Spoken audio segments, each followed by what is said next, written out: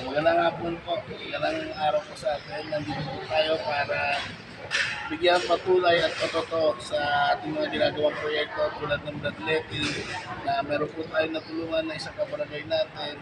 Kaya po tayo nagkasagawa dito para lalo po natin maikayat yung iba para yung mga residente natin hindi po mahirapan po yung lalaki na nangangailangan natin. Meron po tayo matatagpuan ng mga partners po natin, lalo na po yung Heroes Alliance, binubuyan ito ginagawa po natin.